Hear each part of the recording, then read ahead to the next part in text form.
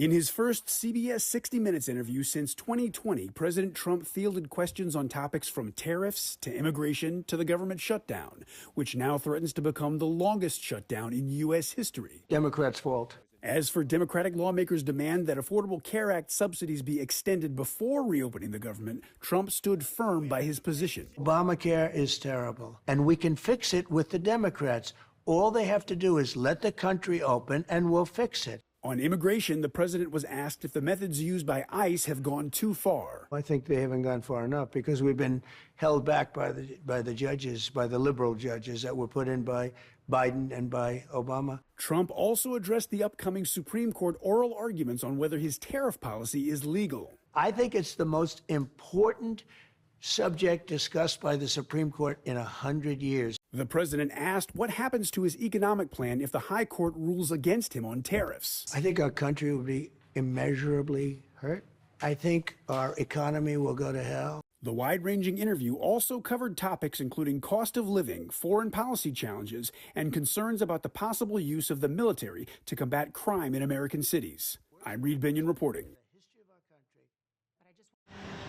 As the U.S. government shutdown approaches record length, SNAP benefit recipients, I don't know how much longer I can last, and government workers remain in limbo. By not having our paychecks, we have a 2-year-old, and so it really has impacted our ability to just ensure that we're covering all of our bills. Facing a Monday deadline from a federal judge in Rhode Island, the Trump administration said it would fund half of November SNAP benefits using contingency funds.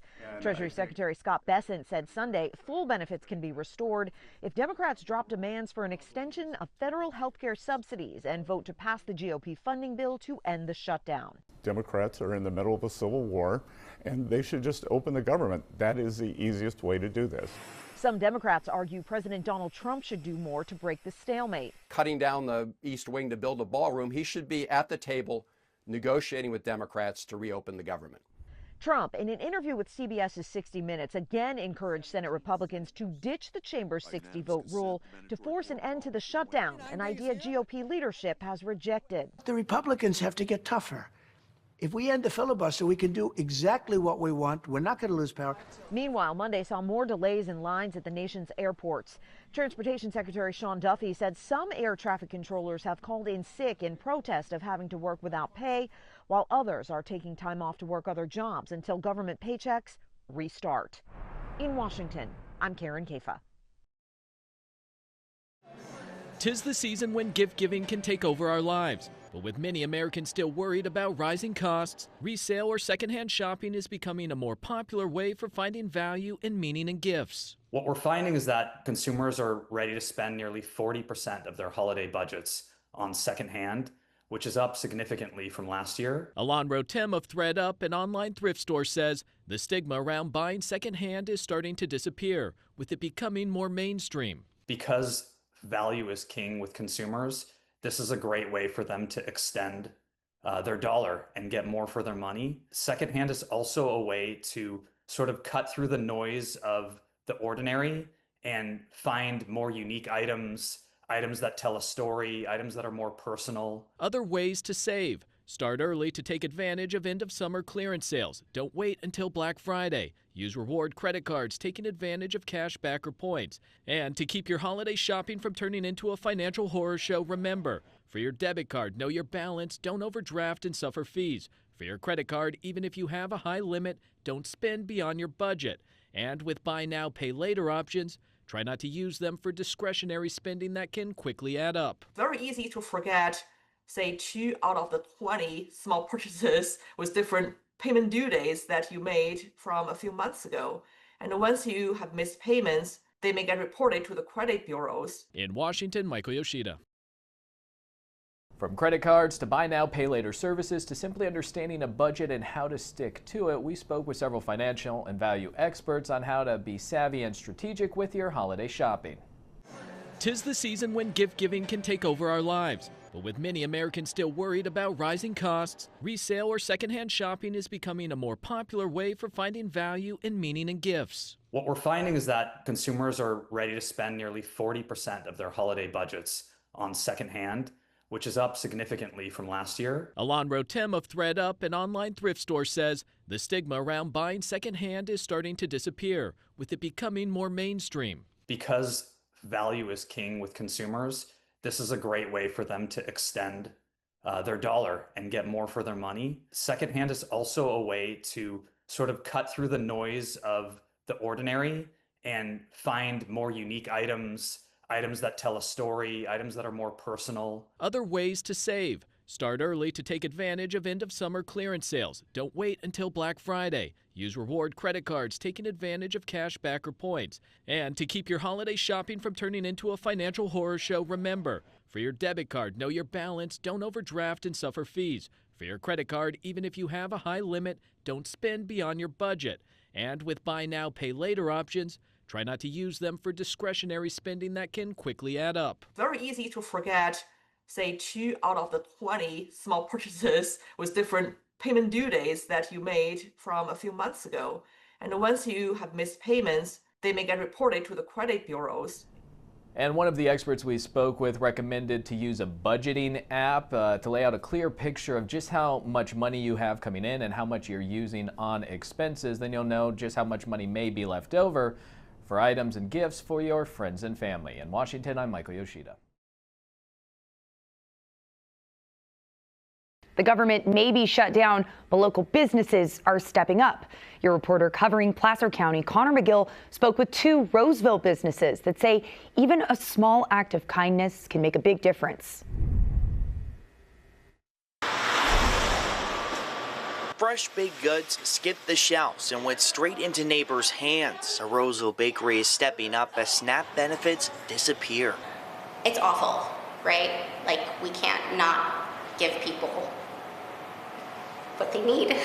Sorry. For the owners of Hidden Coffee Bar, seeing their fellow community members struggle hits close to home. My wife and I, we personally have experienced being on SNAP benefits in the past, and I grew up in a household that I had to get free hot lunch as a kid, in a family like that, and so when that happened, we knew we wanted to help in some regard. When Austin and Juliet Frucci heard SNAP benefits would stop amid the government shutdown, they took to social media, announcing a simple but powerful gesture. The Hidden Coffee team has talked and collaborated and has decided to offer free coffee and pastries to anyone who is currently on the EBT and SNAP programs. That post inspired another Roseville business owner to jump in. Austin and Juliet, they did a post, and it was a no-brainer for us. I mean, how could you not step up and take care of people and take care of your community? It's so important, and we can do it, and I can make more bread. Just gluten-free kitchens filling a gap in funding with what they do best. No questions asked. If you have a SNAP card and you're hungry, you can come in and get free sourdough. For both businesses, it's not about the dollars lost. It's about the connection gained. Coffee is not necessarily like filling the need that SNAP does, but one beautiful thing about coffee is that it can spark joy, enjoyment in life, and so being able to offer maybe a little bit of joy, of rest, of like connection in a time that's really stressful is really important to us. Now, both Hidden Coffee Bar and Just Gluten-Free Kitchens are now accepting donations to keep their efforts going, hoping to continue to bring a little bit of comfort in one cup and loaf at a time, right? We're going to. The government shutdown is now in its 2nd month. At the center of the battle on Capitol Hill, healthcare subsidies that make insurance more affordable for millions of Americans. Those tax breaks, though, are set to expire. Democrats want to see them extended. Ripping health care away from millions of Americans is unpopular. More than 24 million people have health insurance through the Affordable Care Act, also known as Obamacare, and roughly 92% of enrollees receive federal tax credits to help lower their monthly costs. Renewing the subsidies would cost $35 billion every year for the next 10 years. Many Republicans say they won't negotiate the subsidies question until enough Democrats approve a spending bill to reopen the government. get this thing open. We have shown in good faith that we will do the appropriations process. Regardless of subsidies, the cost of health insurance through the Affordable Care Act will jump. KFF, a nonprofit focused on health policy, recently looked at monthly costs for healthcare coverage and found ACA insurers are raising premiums by roughly 26% next year. But if you take away subsidies on top of the increases, the costs will be even higher. We're expecting that on average, premium payments are going to more than double. That's a 114% increase.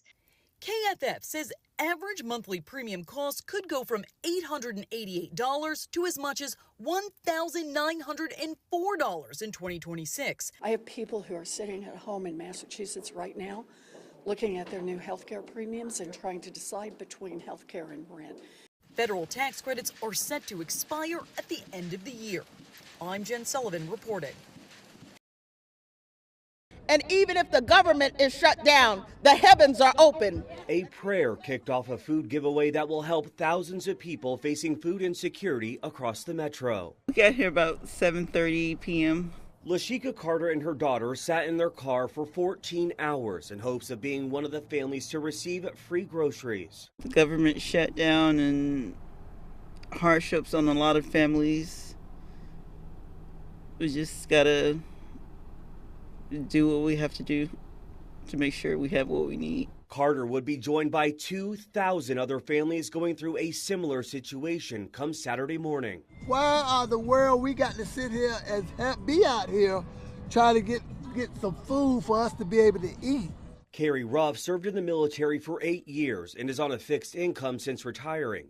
He says he relies on SNAP to help with groceries. At least some people care about other people. And the fact is that what these people are doing, they're doing a great job of being able to try to help people find something to eat.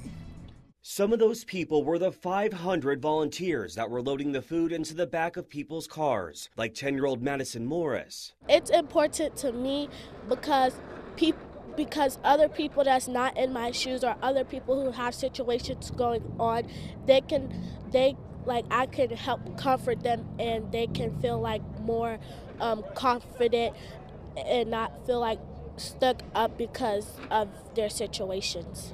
And the need was so great that people had to be turned away because there was no more food left. But Carter, along with her daughter, were able to get themselves a box. Don't lose your faith. Keep your hope in God. Keep praying. Keep pushing. He's going to make a way because Psalm 23 said, "The Lord is my shepherd and I shall not want." So he will meet every need. Carter says the box of groceries will help take the edge off and will put a plate of food on her table for her birthday.